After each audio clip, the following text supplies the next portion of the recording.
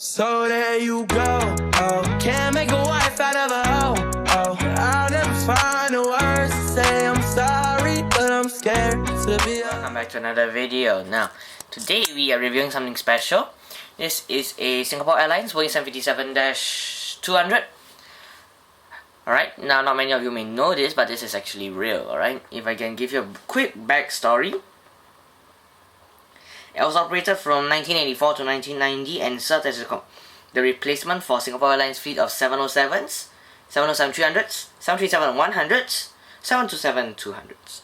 Now the 737-100s and 707-300s were all from the Malaysia-Singapore Airlines split, and these were used in competition with the A300 B4-200, which operated from 1980 to 1985.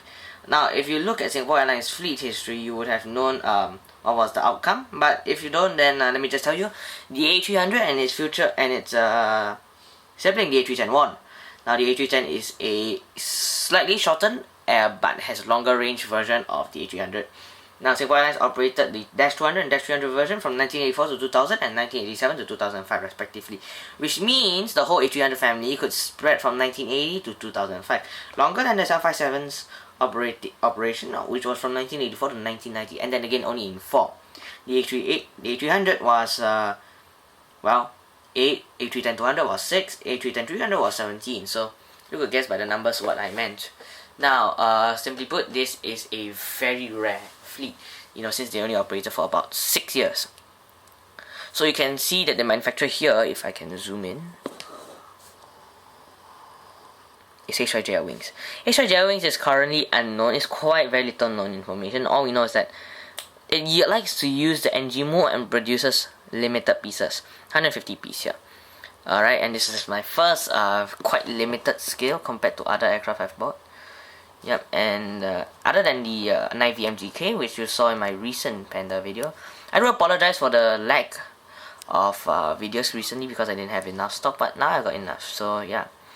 So this is a in the 1980s color before they switched to the yellow to gold, but they kept everything same other than the color gold, and maybe shifted Singapore Airlines slightly forward if I'm correct. So yeah, so the registration for this is 9 Vector Sierra Germany Luxembourg. I don't know.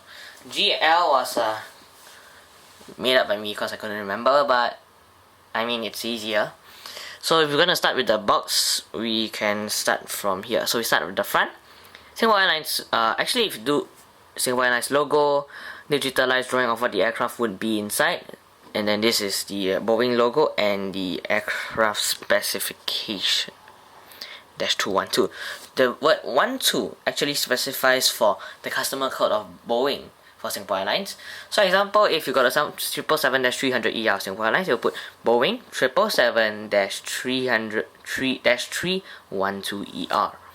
That way, if you know the fleet history, you can actually track any Singapore Airlines aircraft with -12, any aircraft with -12 back to Singapore Airlines. So yeah, and by the way, this is just the front box, so by the sounds, it's a tin box. So compared to the cardboard boxes, this is one of the more boxes that will be more valuable even to keep, and added to the 150 piece, which makes HYJL Wings one of the more special ones, is because they produce so little and yet they give such a worth it box. You can say that this cost maybe about 45 USD when it first came out, 150 pieces tin box. It looked very weird, even if an NG wouldn't do such a thing. But now I can tell you this can rise to about 60 USD. Yeah, that's quite high. The prices it's not as high as the Delta CRJs, but considerable. And actually, if you did take note, this yellow portion here in the outline that I'm trying to follow right now in my hand, the yellow landed background here and not this grey portion here is actually the outline of Western Singapore. This is around the Kranji area.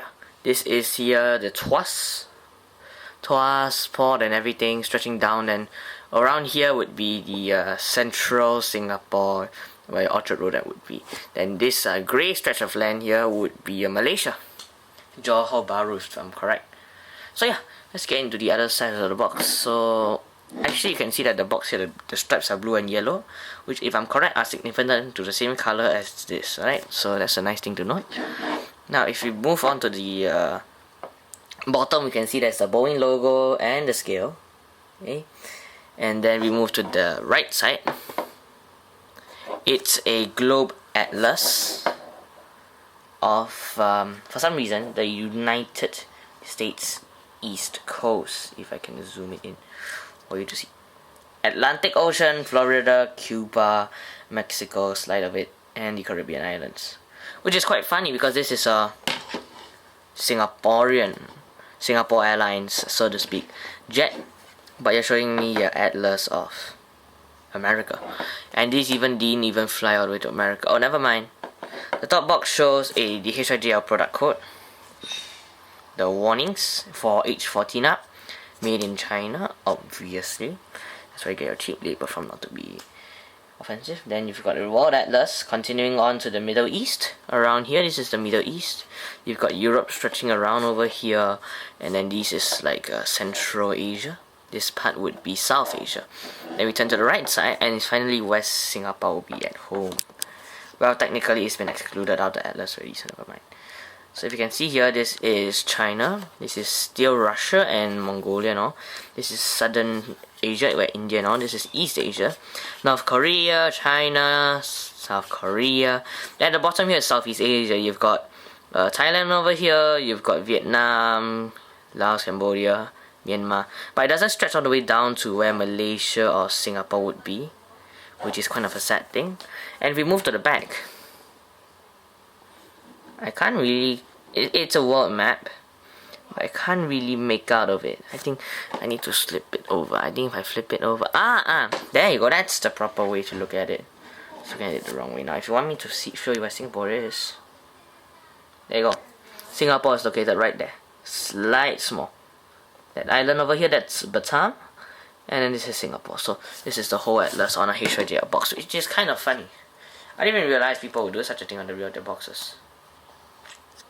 Alright, so let's get into the unboxing. Alright, and now it's unboxing time. So we're gonna take this off, alright, from the box itself now, because this is a tin box. We're gonna have to open it this way, so pop it open. And if you can tell, this is pure metal. Now, if you can look inside, this is what it looks like. So this is the top layer of foam. If you can see what I'm holding, this is the top layer of foam. This is to cover the antenna, you may see over here if you can, and the rudder. Obviously if you need more detail, let me just take this out. So there you go. So this is where the rudder would be, the angled section, and the more round section will be just here for holding the antennae. So let's put that foam aside. Now this is the aircraft on the inside. Isn't she a tin pencil, as everybody calls them? Now there is a manufacturing card at the bottom, so I'm gonna take out the plane first and put it to the side first, as I take out the second layer, which is essentially like the bottom of a plastic casing, just as foam. Now my only known case other than HYJL, which is for this, would be NG and Aviation 400, although they don't use tin boxes. Rarely do they use tin boxes like such, but I know that they do use foam casing instead of plastic. For me, I feel that both ways is okay. I mean, as long as it protects the aircraft model, it should be good. So this is the interior of the box. Again, everything is fully metal, and it's actually magnetic, but I don't have a magnet to show you here. So this is the card. This is a production run card. So proof that this is this Boeing 757 here, produced here. Yep, this baby. Alright, of 9BSGL. Alright, it's the 84th. Alright, to be produced out of 150. Signed by what is my belief to be JIE Jelly, which, if I can think of, would be the CEO of HYJL Wings. And it's written in Chinese and English. Chinese would be 证明本款 Boeing B757型客非限量发售本架次 then obviously your 84 over 150. Now, some of the words may be mispronounced, so do note that. Alright, I'm not very proficient in Mandarin. So yeah, they also have the English version, proof of this section of this Boeing 757 aircraft limited edition number 84 of 150. You can see the Singapore outline here, and you can see the Tuas section is actually more done. This here is Jurong Island, and then this here would be your Pasir Ris container terminal. If you move to the rear, this is something you'd see at the standard cover. Okay, this is standard, it's the same as the cover. Alright, so that's the box. Now we got the aircraft. We are missing something that we always see. Our mat. Now for our mat,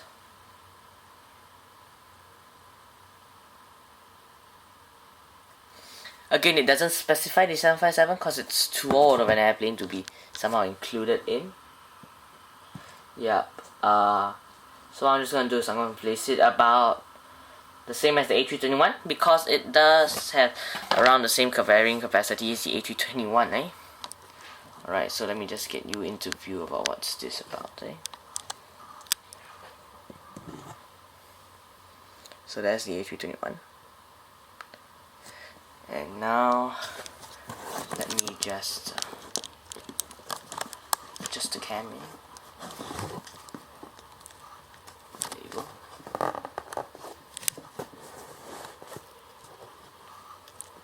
There you go. Now, I have here with me a pushback tug from the HYJL Wings 20-piece part accessory that I've recently gotten also, which I am going to be using. So that's the sort of a display over here. Alright. Now for you to zoom in and admire this.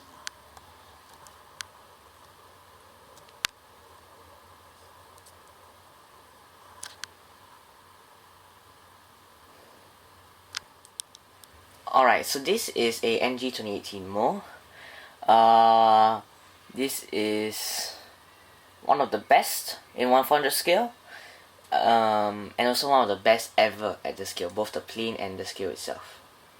So the fuselage shape is really excellent and accurate. It's very nice. The pencil, it's roughly as, yeah, it's not as wide as the knife blade that I use. The handle, you know, the wings and engines are pretty accurate. You can see that the shape is really there, and if you can, I can take the aircraft down. You can actually see the flaps and ailerons, you know, all there, pretty accurate. The engine pylons and the wing roots is very nice. You can see that the pylons are nicely. Let me just get a zoom in on that.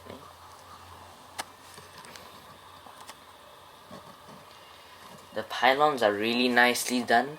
The wing root is smooth, there's no rough edges. And if you actually also note, you can see the nose is pretty well, the dolphin, you know, nicely coined.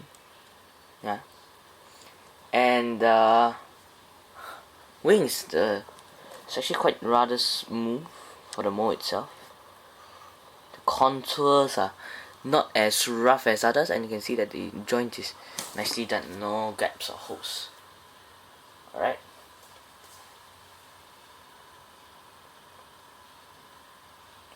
So if you actually do know, Gemini jets and Phoenix 757s have problems with the gear being too high and whatnot.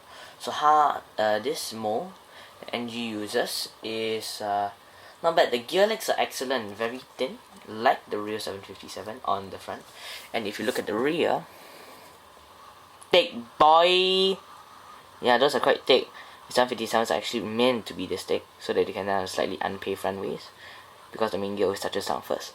So they're actually quite accurate. The thinness is just enough, and like all NG modes, the gears are always one of the best in the world. I'm trying to look for NGs, but I will. Well, this is looks like gonna be the only one that I have, because I don't think I really have anything else better. So the gear bay door is just nice, and the gear legs are nicely done out, you know.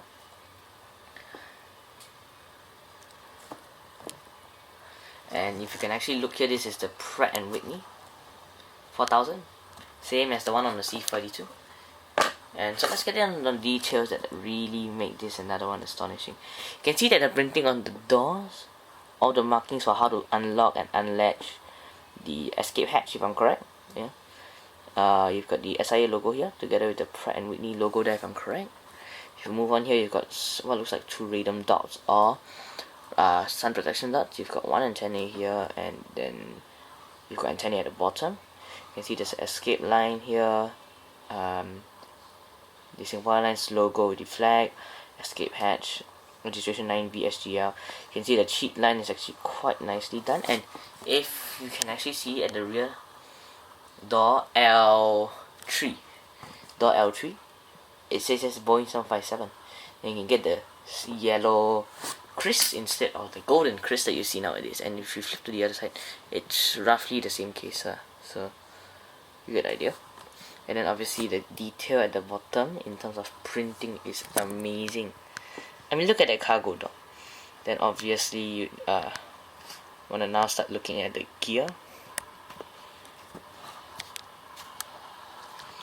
The gear itself is meant to be big. 757's gears are always meant to be big. You can see that if you flip it on the underside, you know, there is a HYJL logo. You know, at the bottom you can see the gear bay doors are there. You can see the printing on that. You know, yeah, and then if you can see, there's actually 2 antennas on the bottom, if you can see that for yourself.